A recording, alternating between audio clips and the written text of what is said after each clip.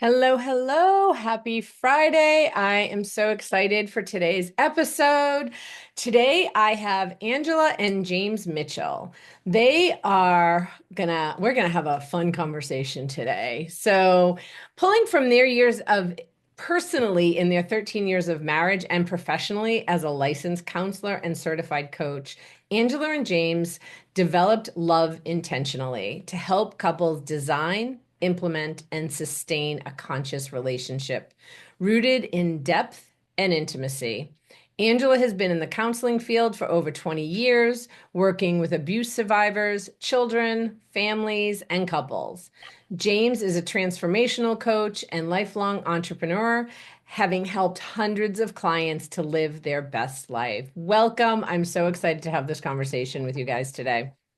Thank you. We're so excited to be here to have it with Yeah, you thanks for today. having us. Thank you. Thank you. So, share with the listeners I just interviewed somebody last week. He's like, I hate that question. Tell me about yourself. And I was like, okay, I won't ask that. But what I want to hear is your journey to where you are today, right? Because you didn't go, graduate high school and go, I want to teach people how to live intentionally. I mean, maybe you did, but generally my experience is that it develops over time. So, share your journey with people.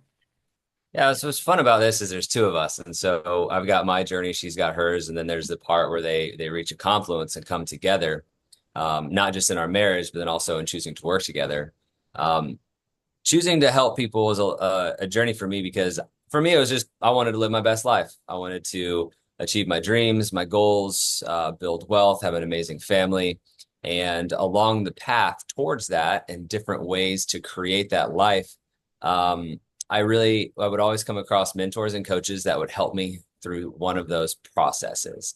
And so as I continued to develop and grow, at some point I look back on the success that I and we were experiencing, and it was those coaches and it was those mentors that had made the biggest differences for me and had been some of the most satisfying and gratifying relationships that I have been a part of. Even though it was, pay to play, kind of Right, really, right. but still. Yeah. And so that was the journey to wanting to really help people in this capacity. And then for Angela and I to choose exactly what we were focusing on in terms of how that coaching came through was a byproduct of how we live our life. Ever since we've been engaged, we got away once a year and did an annual marriage planning retreat, I love that. kind of before it was cool, I think. Yeah, I've been a counselor your bio said, for over 20 years. So I've wanted to help people for a long time. And Right. it's like different kind of as I started with women survivors and then kids and families. And then the couples work really came through because James and I were finding that as wonderful as marriage is, it is not always easy. Maybe for your listeners, it is. It's just super smooth 100% of the time. Yeah. But I actually think the best marriages takes some work, right? 100%. Yeah, and so there's a therapist out there, Terry Real, you may have heard of him, but he says we marry our unfinished business. And so we came to this. I was a counselor, he was an entrepreneur. We were doing the strategic life planning retreat every year, kind of stealing from his business as an entrepreneur. He was doing business planning every year and Sure. was like, why don't we do this with the rest of our life too, right? It's just as important as our business to take this time and attention. And then I was bringing the softer skills. Let's talk about our connection and our communication and, our spiritual connection and all those things. And so we kind of combined those and that was working great. And then, to Terry Real's point, you marry your unfinished business. We were each doing our own personal development work and growth as one does, probably a lot of Right. your listeners have done. And what we realized is we could do all this work separately. Like I could do all this work and feel like, oh, I'm good. I've, healed and grown. And That then wound is gone. gone. Right. And then James does that thing and I'm like, oh, I tell my clients all the time, like, we can work on the triggers. I believe they still show. I don't know that they ever just completely disappear. We just learn to respond differently to them or choose Absolutely. differently how we want to respond, right? Yeah, Right. absolutely. And, also looking at most of our wounds, like if we look at childhood wounding and inner child work and stuff, those wounds are relational, right? It's usually the result of how a caregiver or Life someone is great if you don't have to be around other people, right? totally. I could be really great on my own. And so, but there's also a beauty in that, I think, in working with couples. And what we came to is that because our wounds are relationally, we can also heal them relationally. Right. And so we really found a benefit in doing this work together and diving in. And with his, coaching and my counseling, we kind of brought this unique blend of those. And a lot of it just trial and error. Like we tried a lot of things ourselves and we're Sure. our own guinea pigs, and then really found tools and strategies that were helpful to us. And it was like, well, this is really great stuff that has worked for us. We started sharing it with friends. It was working for them. And then it's like, let's share this with the world. We almost feel like we Right. have a need to. I love that. I love that. My husband and I had a conversation a couple of years ago because, we were picking at each other's scabs over and over. And we had this conversation. We don't have children. We don't have pets. It would be real easy to walk away. But we both realized that the shit that was coming up is our own. And we're just going to carry it to the next relationship. And we actually like each other. So let's work it out here. And then if we decide we want to walk away, we can walk away. But we both were really clear in this isn't you, this is me. Shit, hate when that happens, right? But let's figure this out. And then, because we know I said that to a client once that started working with me a few years ago. She was like, all right, I need to find a new job because in 6 months I'm leaving my husband. I was like, great. 6 months comes. She tells her husband she wants a divorce. He says, no, no, let's stay together. And I said to my client, I go, look, let's be clear. I have no skin in the game if you stay or leave, but I want it to be clear that this has nothing to do with him. This is about you. And she was like, what?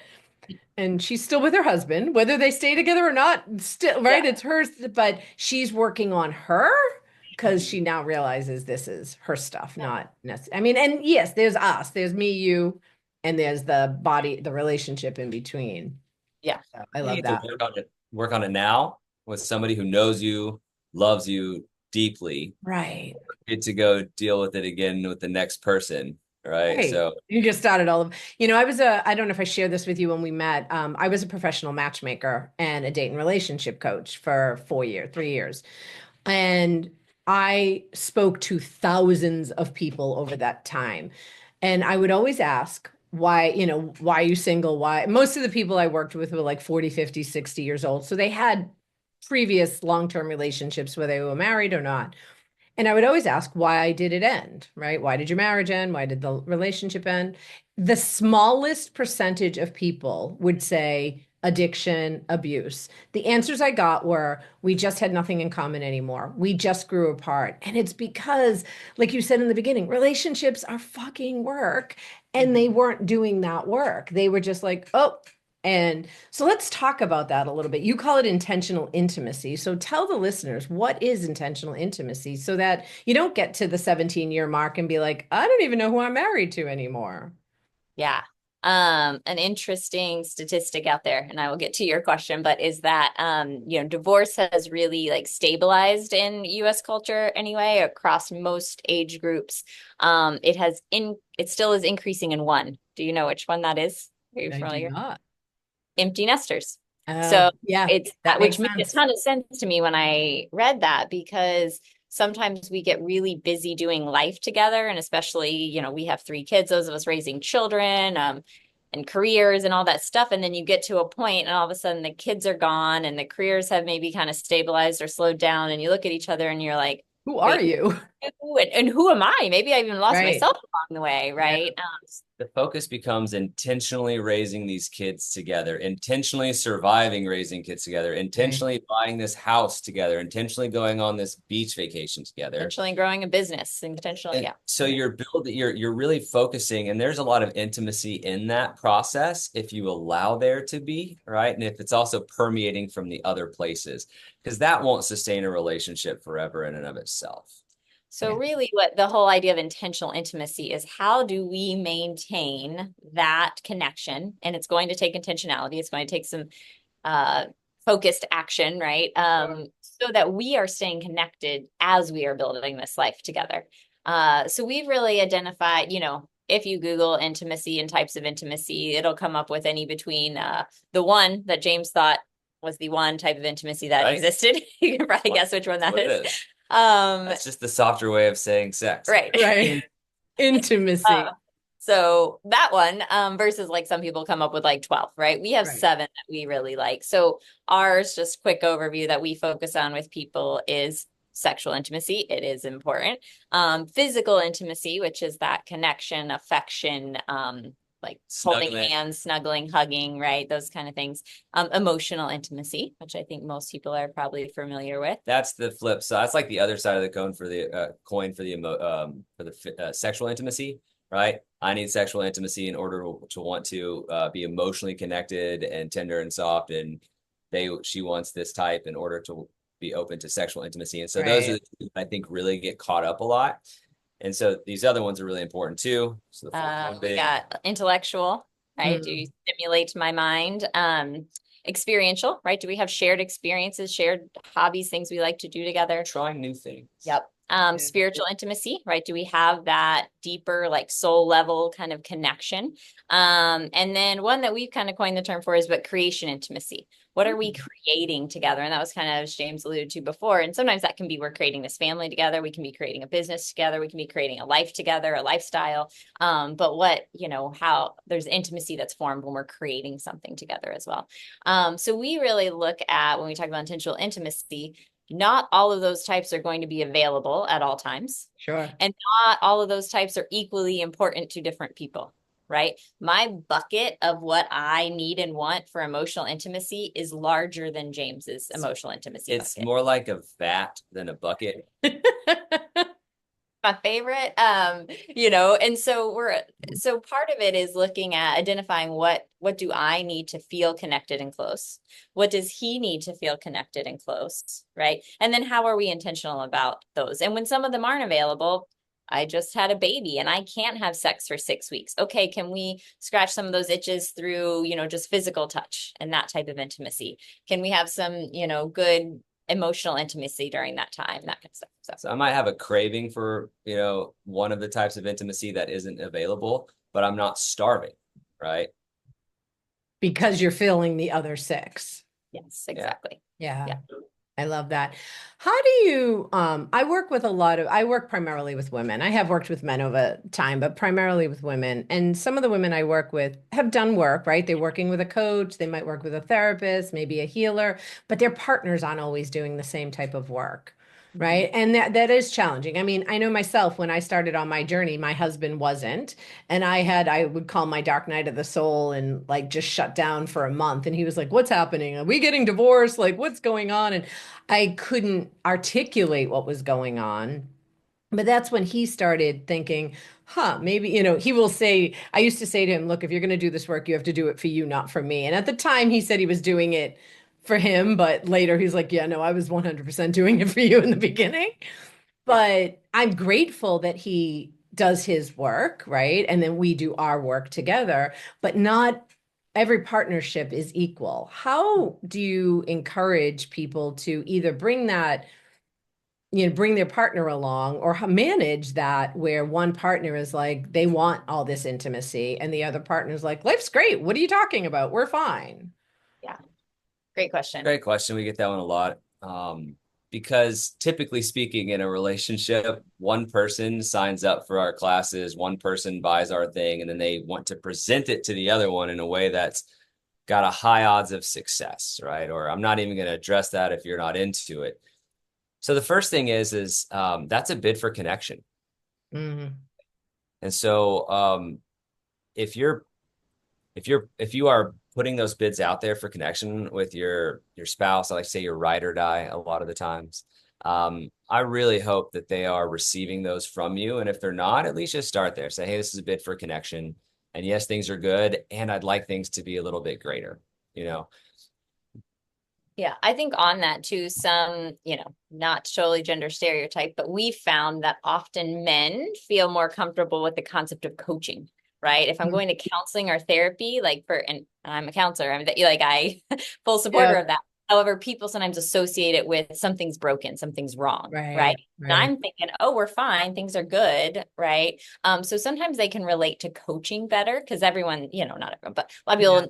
people have had a sports coach or a health coach or Right. whatever. Right. Like, oh no, things can be okay and you just want to improve and get better, right? So Yeah. that concept can sometimes help it feel like there's not something wrong with me. I'm not broken. We all have chances to improve and make things better. And then the other thing I say often is that if they're totally not on board, it takes two people to create a pattern. It only takes one to break it, right? As soon as I start doing something differently, I'm not engaging in our normal patterns of operation, things will have to shift on Right. his side, right? Yeah. So if, we want to always encourage both partners, it goes better, it goes faster when both partners are Sure. willing to work on it. And if they're not, sometimes even just you working on things and making the changes can then trickle over, right? We had an experience, James went to a Tony Robbins event years ago. Yeah.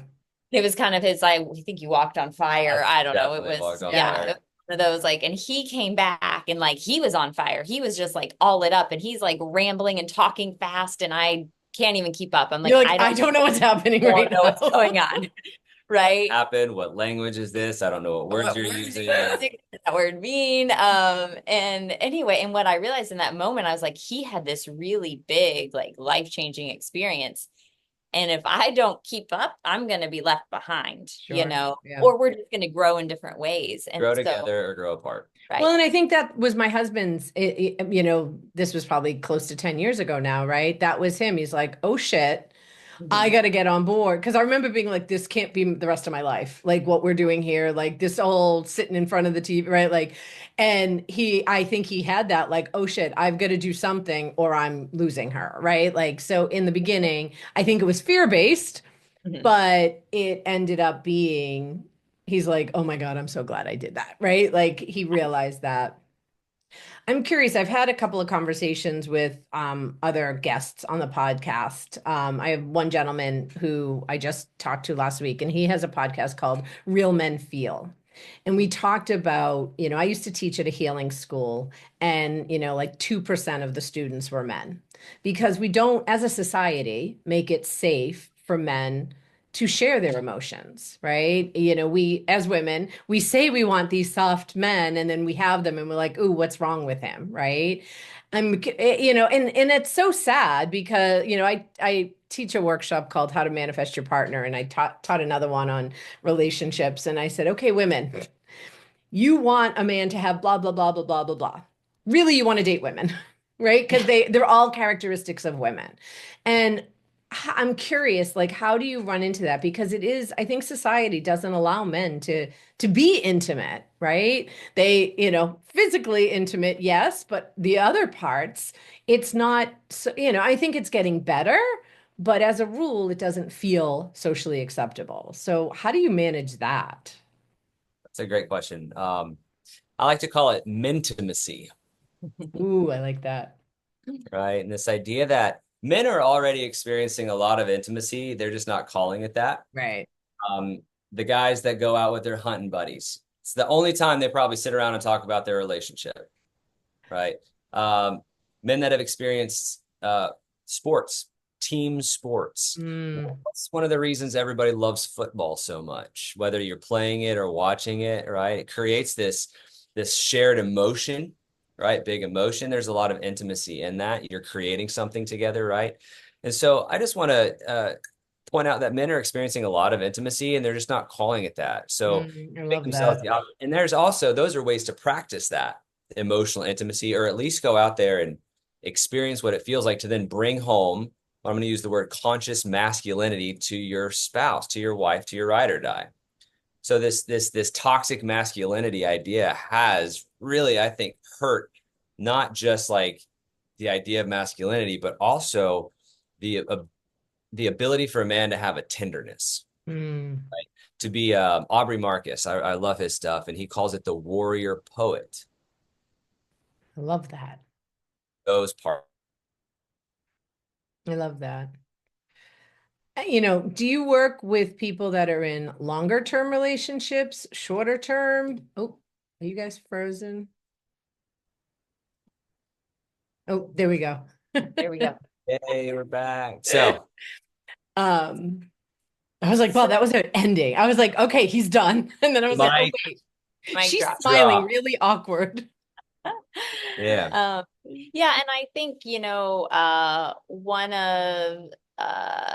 one of the things that has been helpful for us too is like when we are working with couples, because there's two of us and James is able to speak to the man in the relationship in a way. I think men to men, they are able to speak in ways that can be better heard sometimes Yeah. than coming from the partner, the wife, that right, or even sometimes a female therapist, right? He can be super direct and just cut through the bullshit and be like, "Man, I see you, and here's what you're doing," and they're like, "Yeah," in a way that is just different. And so I Yeah. would say one thing that I know has been super valuable for James, and our relationship, is he has spaces where he works with just men. He will go My to husband as well. Yeah, he goes to men's retreats and just signed absolutely, up for another one, right? And when you yeah. see others do it, then it's safe for you to do it as well. Yeah. Yeah. Yeah. And in a space where they can work through that stuff without women around, I think can be really valuable. And Yeah. I love when he goes to men's retreats because he always comes back better, like a Right. better version of himself, to Yeah. having space in that time. So I love that. Um, do you typically work with clients that have been together for a long time? Are they new relationships? Is there a niche or do you work with both?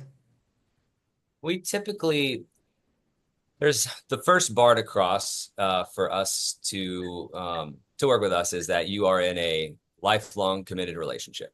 Like this is my person, this is my ride or die. You can have whatever sort of arrangements you want within that, but like you have your person, Yeah. right? and that's not that, we think all people should stay together forever. Sometimes you Right. make it and you shouldn't, Yeah. right? But when we're working with couples, we're really coming from this, they are committed to like giving this a go, right? To Yeah. really like making this, because there's just still a different level of buy-in there, and people are willing to do the sometimes challenging work when they're Right. committed, right? Yeah. And we also find that our niche is mostly entrepreneurial couples, or at least Okay. one where somebody's an entrepreneur, because there's two main prongs to our work. Intentional intimacy being the first one. All Yeah. right. How are we connecting as a relationship? Okay. Um, and then that gets to delve as deep as you want that to go. The other side of that coin is our strategic life plan, right? This marriage is going to work a lot better if we have good cash flow, if we're building investments, if we're taking the vacations and living the dream life that we have. So we Mhm. also work on that side of it. And what we find is that the intentional intimacy piece, couples can live the best life ever. They can have the most amazing life on paper, but if they're not having that connection, then all of the success they're experiencing isn't necessarily worth it. And entrepreneurs are typically busy, right? They're squeezing to try to make time for their everything, okay? And a lot of times, and coming as an entrepreneur, it would be as soon as my business gets to this point, then I'll have more time for my relationship. Right. As soon as I'm not dealing with that problem in my business, then I'll have time to work on this problem in our marriage. And so everything gets put on hold a lot of times behind the business. And we love to help people create a home life that's equally, if not more successful than their business. And the cool thing is that when home is going great and smooth, guess what happens to their business? Yeah. Yeah, I love that. What strategies do you recommend for couples to help keep their bond strong amidst the life's demands, right? Because no matter how much work we do with each other, life still happens, right? So, what do you recommend? How do you help them? First thing I like to think is know each other really well, Mm, right? So know thyself and know thy partner. And the best way to do that are to leverage a lot of these, let's call them quizzes, like love languages, right? love it. These Yep. common languages that you can install into your relationship. So instead of being like, you never buy me anything anymore, just be like, hey, listen, my gift giving, right? Or my receiving of gifts, love language right now is feeling like a little empty. Can we work on that? Right. So we found that, yeah, understanding yourself and your partner and having common language, that's honoring language. It's not you never do this, you never do. It's like, oh, this is my love language. This is yours. This is my intimacy style. This is yours, right? This is my erotic blueprint when we get into sexual intimacy. This is yours. And when we have that common language, it helps us understand ourselves and our partner in ways that I think allow both people to feel seen, and then more appreciated, right, as a result. So that's one of the places we start. Is just, let's get some common language here. Let's understand who you each are showing up as and what your needs and desires are, so that we can find ways that both people can feel seen and get their needs and desires met. The know thyself, know thy partner, get these common languages in there. That's sort of like call it a tip, right? Once you have that, here's the tool. Okay. So we take all that information and we help our person, our ride or die, love us the way that we want to be loved. So we call it the how to love me list. And this upgrades, hell, I just actually updated mine yesterday, right? So this is something that we work on I haven't seen it yet, but right, whenever it's like, I'm not feeling like I want to feel, it's a me thing. Where am I? So it also put the onus on me to say, here's where I'm feeling gaps about me. And if you so choose, these are the things that you can do to make me feel really loved right now. Okay. So then we write that on a list. We shoot for 10, más o menos. Okay. Once that list is created, then we share them with each other. Talk about, clarify, get specific, right? When you say, you want words of affirmation, what does that mean? What words do you want? What do you like to hear? You want me to touch you more? Like when, where, how, why? Yeah. Yeah. So we get real clear, and then we each take each other's list, and our job is to do one thing from the list every day. Just one, right? And a lot of the things on the list are usually easy, right? Take under a minute. Yeah.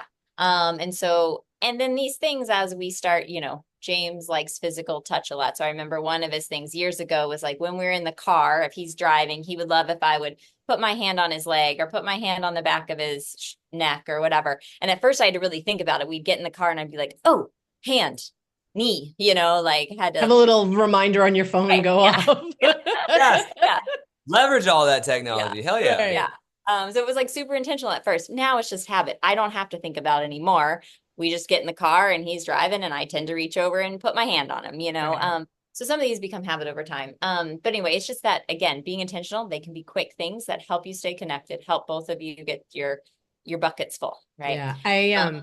I always have said you can't be in relationship with others until you're in relationship with self, right? And I think love languages, when I learned my love language, I was like, oh, my love language is acts of service.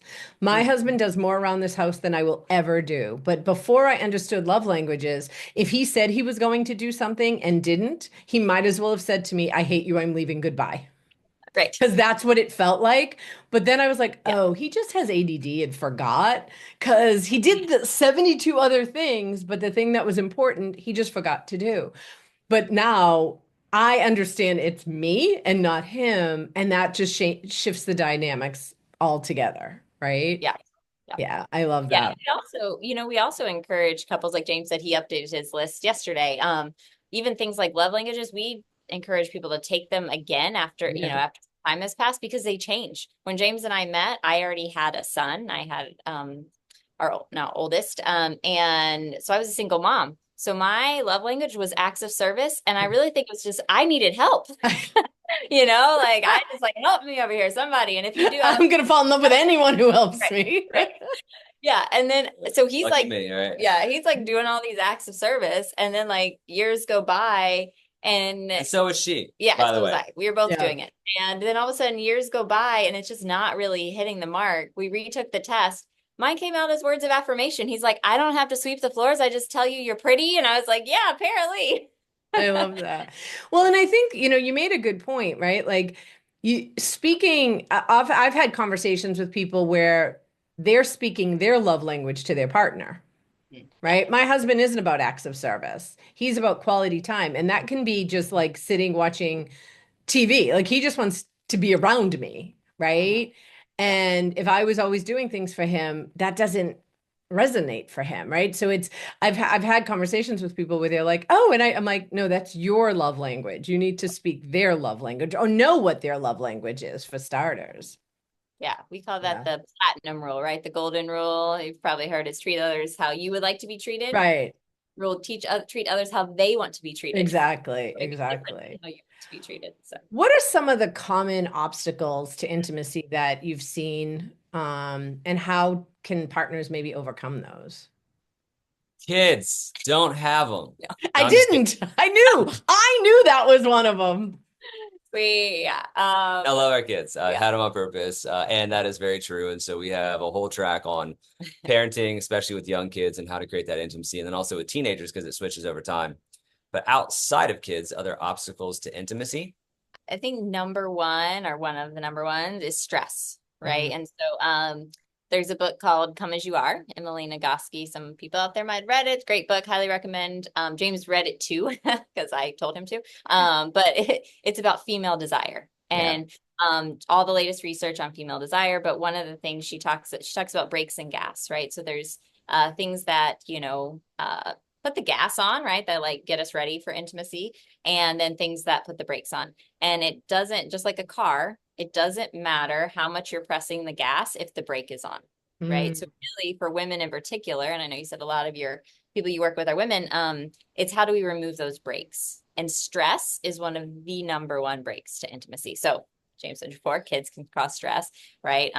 Life circumstances, you got a sick parent, whatever can cause stress, work can cause stress. And so some of it is how can we help manage that stress and even work on it as a team, right? Like if he's supporting me and helping take away some of that stress, that's building intimacy and also opening me up to be able to receive more intimacy. Right. I love Right. that. I think another really important one to mention is rejection and or the fear of rejection keeps people from most of their intimacy, Yes. right? If I'm going to make a bid for sex, connection, intimacy of any type, I mean, it could be typical along gender lines, or probably typical among couples. One of you in this coupled relationship is likely going to be playing the numbers game. I'm just going to try to hit them up for sex or intimacy as many times as I can, because eventually they'll say yes, right? And And I every don't want to miss my shot. So, Yeah. yeah. exactly right. And so that's where that like hangry, like kind of desperate vibe comes in. Yeah. After a while, what I've noticed is that that person will eventually stop. They will start to, nope. Like, I wonder how long I can go without initiating intimacy before they will, Right. right?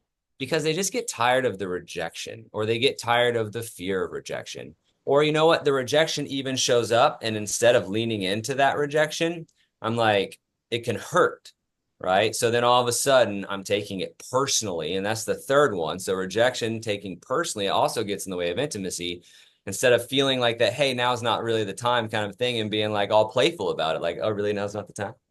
You know, if I can stay in it with her or vice versa, then we can create a lot more intimacy.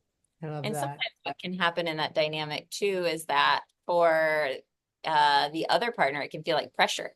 Like, they're like relentless. I'm like, and so rather than being open to it, they can feel like pressure, which makes them resist more, right? Right. And we get into this dance. Well, like Um, there's that performance anxiety, right? Like, oh, they want this. What if I can't? Right? All the stories that go on in everyone's head. Yeah. yeah. Yeah. How And so about can we talk a little bit about aging? Because, I just had a big birthday and just turned 60 on Sunday, right? So Happy birthday. thank you. But that changes, right? Like our libidos change, right? Whether we want them to or not, right? Like I hear people all the time talking about like sex. I don't even want to have sex, right? So how do you talk about, your body is changing. Maybe you don't, people have, get pregnant. Their bodies are different, whether it's an age thing or just a body thing. We change physically, and that also alters how we feel sexually. yeah, 100%. And I think it's especially men have their changes as well, but for women, we have some pretty big hormonal changes through the years, right? And through pregnancy and postpartum and then perimenopause, menopause, right? Like we just have a lot going on and a lot of societal things around our bodies and body image and all that stuff, Right. which thrown in the mix. And so I think it's a very real and necessary conversation. I think that actually by talking about that, and if we're able to be vulnerable with our partner, it's a way to create intimacy even. we had a client as an example. We teach people to say a lot, the story in my head is, right? So when they're I sharing love something. that. And so she was, Little lying machine all day long is oh yeah, just lies, making right? stuff up. But her and her husband weren't having as much sex. They came to a retreat of ours, and she said to him, the story in my head is after I had our child that I had gained some weight and that you weren't attracted to me anymore. And he was Mm. like, what? Oh my gosh, that's what you think, right? Like, had no idea that she was thinking or feeling that way. He actually had a lot of stress at work going on that was affecting his libido, right? The whole bit. And so, by her being honest about these stories in her head that she was creating, that were creating insecurities, they were able to actually have a moment that brought them much closer together, right? And Sure. helped see each other. So I think the open communication is helpful. And then I think that idea of looking at intimacy holistically, right? And so there might be times where sex it's not an option. I don't feel open to that or available for that right now. But if he's making that bid for some sort of connection or intimacy, how can I still connect with him? Right. Right. So not open for sex, but maybe we could just cuddle naked. Right. Or maybe we could just give each other massages. Right. And like incorporate some other type of intimacy if one of them is off the table. And I think as we age and bodies changes, that becomes more and more important. How are we filling all those different buckets and making sure we're still connecting, that we're still answering our partner's bids. We're not just shutting it down completely. Yeah, I love that. Let's talk about how do you work with your clients? I know you mentioned retreats, but what else, how, if somebody wants to work with you, how can they find you? I mean, we'll put all your information, but like how do you work with them? Yeah, great. We created a few different levels to make it simple because some people want to dive right on into this work, and some people want to dip their toe in. So we'll start from the bottom and work our way up. We have a couple of do-it-yourself, go at your own pace online courses, right? And so you can get all of our best stuff. For example, our intentional intimacy course, it's 5 modules intended to be over 5 weeks, one a week. And so that's a way for a couple who's just like, I don't want to do this. I don't want anybody else to know what our stuff is. I just want to see if this is a good vibe for us. Can this even start to shift the momentum? That's a really great way to do that, or any of our other digital products. Moving on up from that, and I'm doing this, I'll do the next one as group coaching, right? And so this one is just a little bit more accessible, sometimes in terms of price, sometimes in terms of time and energy. But the group coaching allows us to do this work in community. Now, we're not like naked on a call. This is like, I mean, you know what I'm saying? It's not that kind of thing, but it's giving couples the opportunity again to be seen, appreciated, understood in a setting that allows us also to feel normal, like, holy shit, our problems are everybody's problems, right? Right. I think that's the beauty of group work, right? Like you realize you're not alone. Yeah. Yeah. And then you can find your people and then grow together. And so the group work is something that we love to do. And I love our couples like end up being friends with each other and staying connected years, afterwards, which is really cool. And that's virtual. You do that virtually? We do all of those Okay. virtually. And I mean, also, like most older couples, they start losing lots of friends. It's like, man, when I was teenager and 20s and 30s, 100%. you had so many friends. And so this is a way to dive back into community of people who give a shit about being married, right? So now we're surrounding ourselves with those versus whoever you are at the Sunday football game, right? So now we're getting a lot more positive interactions, and love that one. And then the third one, way to work with us, we do 2-on-2 coaching. And this is where a lot of that, like a lot of the magic happens, very specific. Like we're going to dive in. We want to deconstruct what's happening, the patterns, right? Determine where you want to take this thing moving forward and help you implement what's going to do that and then sustain it.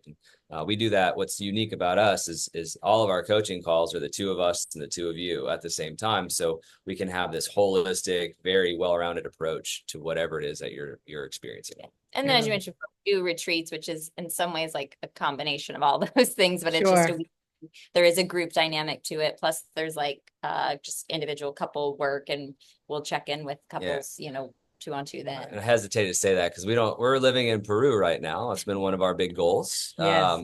We live in Colorado, but we've been in Peru for 7 months. We're here for another 5. And I say probably because we kind of waffle back and forth about, are we doing it or aren't we doing it? Are we doing a retreat in Peru? While we're in Peru. So if you are interested in a Peruvian retreat, stay tuned, send us a message. Perfect. Come to my beach, we'll dive in your marriage. So I want to start wrapping up, but I have so many more questions for you guys. I could talk forever, but I'm curious, what are some misconceptions about intimacy that you'd like to address, and how can couples maybe move past those? Because I think like we started it, when people say intimacy, a lot of people immediately go to sex, right? And I'm with you. Like my husband, if we don't snuggle, I'm like, right? Like that's like we can be intimate all day long without actually having sex, Yeah. right? But what are some other misconceptions that people have? Yeah, I think that's one, right? That it's sex rather than just more of this holistic approach. Yeah. And all the things that can build intimacy that have nothing to do with sex, right? So I think that's one of the big ones. I also think that like it has to be this serious thing, right? It actually play is a great way to build intimacy, laughing together, having fun together, right? So like some reason I think intimacy sometimes carries this like, oh, like we're gonna have to be like super vulnerable, or we're gonna have to be, deep and serious. And it can just be fun too, right? There's a lot of fun things that build intimacy. I I break think out in song and sing to my husband. He just looks at me like I'm crazy, and I'm like, we're Show tunes? connecting. I love it. I make up words. Yeah, like, I'd sing about this pencil, and he just Yeah, looks at me and goes, okay. okay, great. There's always one of us in the Yeah, relationship. Yeah. yeah, yeah. I think too that like intimacy is more important to women. I think sometimes is a misconception. And I think that's just we've been raised to talk about it, but like James said, Yeah. men actually experience a great deal of intimacy. Some of the most intimate, experiences I've known from men have been men that have been off to war together, or Sure. right. I mean, like we form these bonds sometimes through and that really oftentimes, even if, his desire is more sexual intimacy and mine is more emotional, we're really both looking for the same thing, which is that connection, right? We're Connection. Yeah. wanting to connect. And so I think the different types of intimacy are just kind of our access points on how we like to fill that bucket of connection. Um, Double click on the mostly for women. My language around that would be that intimacy is a feminine thing. Mm, Yeah. It's a soft feminine, and there's not a lot of strength or power in it. And I would challenge the fuck out of that one, So, and the other thing, I think a misconception is that it's not a. I think intimacy is a lot more about desire, right? I desire to be intimate with you in this physical or emotional or intellectual way. And when that feeling of desire is behind this intimacy, then it goes a lot smoother. So it's not about the doing or the act. I think it's really about the energetic desire behind it. I love that. I love that. Well, I always love to end by asking this question, and I'll have both of you answer it. What is something that you live by that you want to share with our listeners? Say that again. Sorry, I missed. Well, what is something that you live by that you Live. want to share with the listeners? Oop, I think you Um, froze again. yeah, we did. We did. Hey, we're back. I love that. That was a quick one. I'll go first. So Angela Okay. doesn't steal mine. Um, we go by perfect timing. Hmm. And we used to get a lot of pressure around time, and we're late for this, or I was hoping to be here by this point or age in life, or we should have done that X ago, like should on all ourselves. And Right. perfect timing has helped relieve a lot of pressure around where we are to be exactly where we need to be. And it was just as simple as making a decision that everything is either perfect timing or it's not. And so, you know what? Yeah, gosh, I wish we would have gotten this information or this coaching or this knowledge 20 years ago in our marriage, 2 years ago in our marriage, but we're getting it now, which is perfect timing because you know what? We can actually do something with it now. We can digest it and apply it. So perfect timing. I love that. I think one that I personally live by is the idea that I think I hesitate to say everyone, but most people, we'll go with almost everyone, is doing the best they can with what they've got, Yeah. right?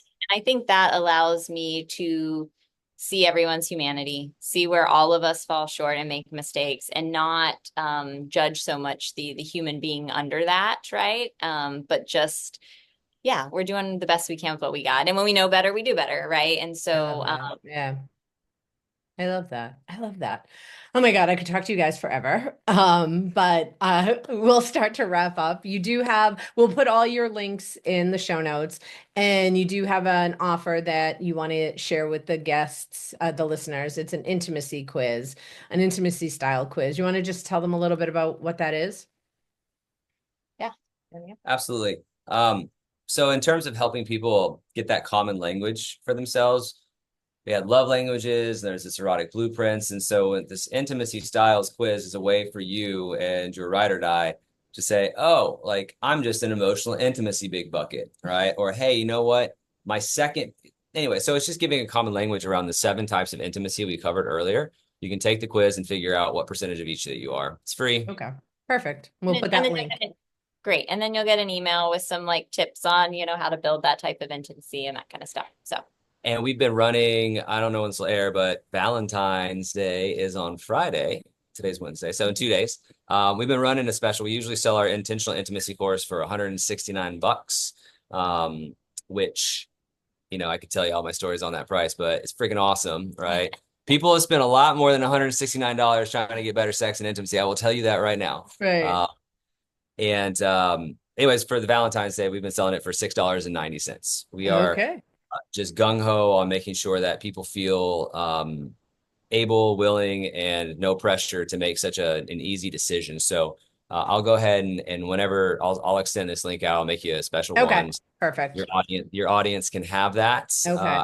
this air. So if they want it, we encourage you to get it. I mean, come on. Okay, perfect. And then send me that and we'll put that in too. Oh my gosh, this has been amazing. So I pulled cards at the beginning of our call before we started, and I have 3 cards in front of me, and I'm going to let you both pick a card. So I have left, center, right. I'm going to go left. Center. All right. So left is proper rest helps me feel and look my best. And I pulled the moon deck because it's a full moon today, I believe. So. Awesome. And center is now is the time to integrate all that I have gathered. I love that. And then if you chose right, movement awakens my creative spirit. Lovely. These prompt many more questions for me that I want to ask you, but we'll have to do this another time. Awesome. Angela and James, thank you so much for being here today. I loved this conversation. I feel like we could have talked forever. And for those of you listening, thank you for being along on today's journey towards a more enlightened and fulfilling life. I really hope that today's episode has inspired you to create more intimacy in your life and to embrace your inner wisdom and navigate your path with a renewed sense of purpose. Remember, transformation begins from within. Relationship with self starts with you. Take a moment each day to connect with your higher self and trust that the universe is guiding you towards your highest good. If you enjoyed this episode, please subscribe, leave a review, share it, do all the things, and stay connected with both my community and Angela and James's community. We'll put all the links in the show notes. And until next time, continue to shine your light and walk in peace. I am Francine Terrell, and this has been FN Fridays with Francine. Angela and James, thank you so much for being here today. Thank you Thank again. you.